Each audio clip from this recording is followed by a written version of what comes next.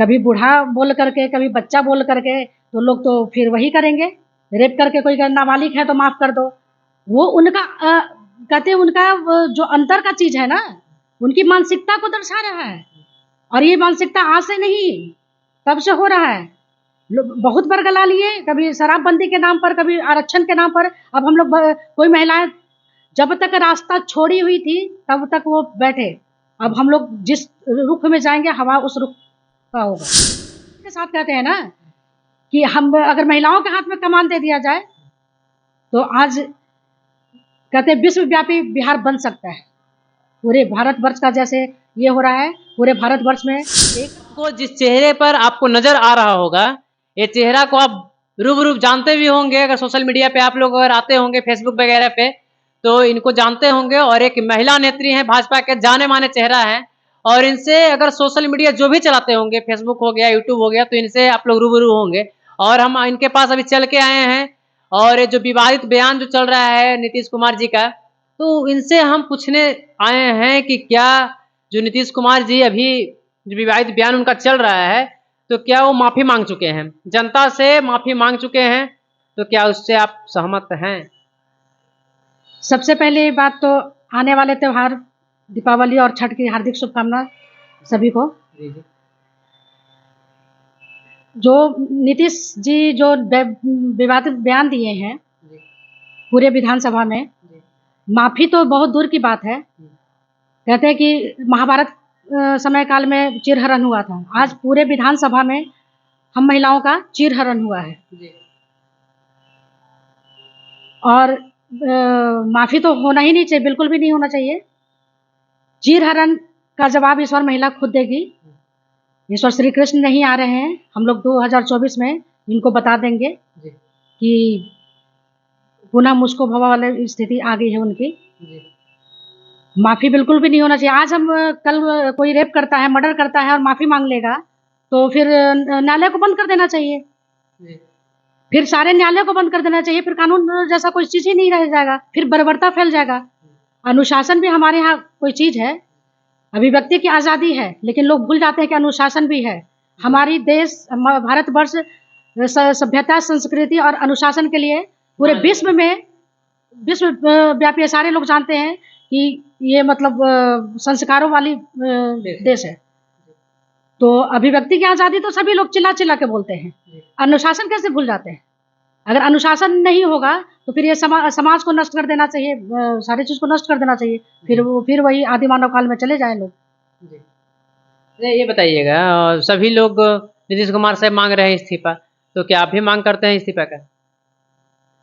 बिल्कुल मांग करते हैं। हम लोग तब तक हम लोग इसके लिए घेराबंदी करेंगे और कानून इस पर तो पुनः मतलब उचित कार्रवाई होनी चाहिए, बिल्कुल होनी चाहिए। हम लोग मांग करेंगे, सारे भाजपा और सारी महिलाएं इस बार सारे महिलाएं एकजुट होकर के हम लोग धरना प्रदर्शन करेंगे और विधानसभा घेराव भी करेंगे, रोड जाम करेंगे। जो जो संभव प्रयास होगा, अगर कानून कार्रवाई होती है तो ठीक है, हम लोग रिक्वेस्ट करेंगे। नहीं होगा तो फिर हम लोग धरना पे बैठेंगे। कानून पे भरोसा है? बिल्कुल भरोसा है, कानून पे बिल्कुल भरोसा है और न्याय मिलेगा, बिल्कुल मिलेगा। न्यायालय पे भी भरोसा है? बिल्कुल भरोसा है।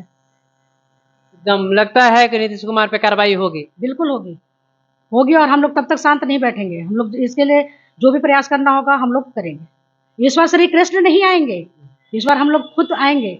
और हम लोग अपने जब कहते हैं कि औरत जब घर चला सकती है, एक मर्द को पैदा करती है, उस जब संस्कार दे सकती है और जब संस्कार से भटकेगा तो उसको दंडित भी करने का हम लोग का अधिकार है। हम लोग करेंगे और इसके लिए पूरा प्रयास करेंगे। लेकिन क्या आप माफ कीजिएगा नीतीश कुमार को?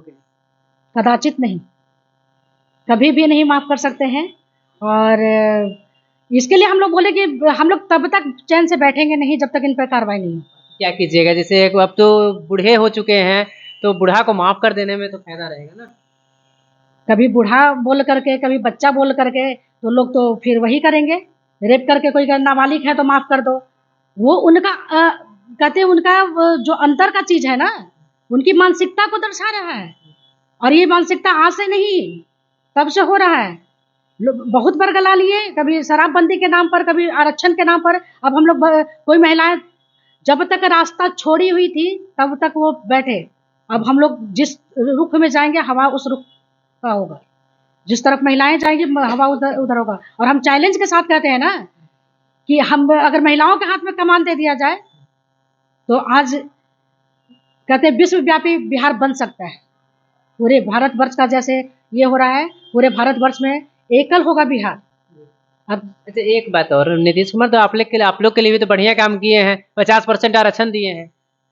आरक्षण दिए हैं, मतलब हम लोग को आरक्षण की जरूरत है। आरक्षण दिए हैं मतलब वो लालच दे रहे हैं जी। और ये मेरा अधिकार है, वो दिए क्या है? ये मेरा अधिकार है। आरक्षण दिए, आरक्षण देने का मतलब क्या है कि आप किसी को संरक्षित करते हैं और फिर आप उसी का आप मतलब बलात्कार कर दें। ये कोई मतलब अब जहाँ पे सुरक्षित, हम तो अपने आप को सुरक्षित मान रहे थे, लेकिन अब तो हम अपने ही जगह पे सुरक्षित नहीं है। कैसे मानते हैं सुरक्षित नहीं है? शब्दों का भेदन सबसे गहरा भेदन होता है जी। हर चीज मतलब कहते कि शब्दबान भी कुछ होता है, आत्मघात भी होता है। जो हम लोग को आत्मा पे जो चोट पहुंचा है इसका भी तो हम लोग जवाब लेंगे। हम लोग आरक्षण दिए हैं, बहुत अच्छी बात है कि आरक्षण दिए हैं, लेकिन आरक्षण देने का मतलब ये तो नहीं कि आप शर्मसार करें। तो अपना जो आपका जो समाज है और जो आपका जनता देख रहे हैं, तो जनता से क्या रिक्वेस्ट कीजिएगा और क्या लास्ट अपना जो आपको क्या कहना है जनता से, क्या आप उसका संदेश क्या दीजिएगा? जनता को संदेश हम यही देना चाहते हैं कि अपने सूझबूझ मतलब इधर उधर भटकने किसी भी लालच में नहीं पड़ना है। आरक्षण हो ये हो उस पर किसी भी लालच में नहीं पड़ना है। सबसे पहले हम लोग को अपने सभ्यता संस्कृति को संरक्षित करना है। अपने ही कहते कि बाहर के रावण से तो हम लोग लड़ लेंगे, अगर घर में ही रावण पैदा होने लगे तो फिर हम लोग कहाँ जाएंगे? तो कोई भी रावण पैदा ना हो। और अब श्री राम नहीं आ रहे हैं रावण को वध करने के लिए। महिलाएं हम लोग इस वक्त बिल्कुल तैयार हैं और हर जन को जगाएंगे, जगा दीजिएगा। जन जन को जगाना है और नीतीश जी को भगाना है। पुनः मुझको भव को बरगला लेंगे तो अब जनता बरगलाने वाली नहीं है, बिल्कुल जाग चुकी है और उन सबको दिख रहा है जी। बहुत छलावा दे करके लोगों को ये किए। शिक्षा व्यवस्था पर वही स्थिति है। शिक्षा साइकिल दिखा दिए और सारे टीचर को पहले तो बना दिए कुक।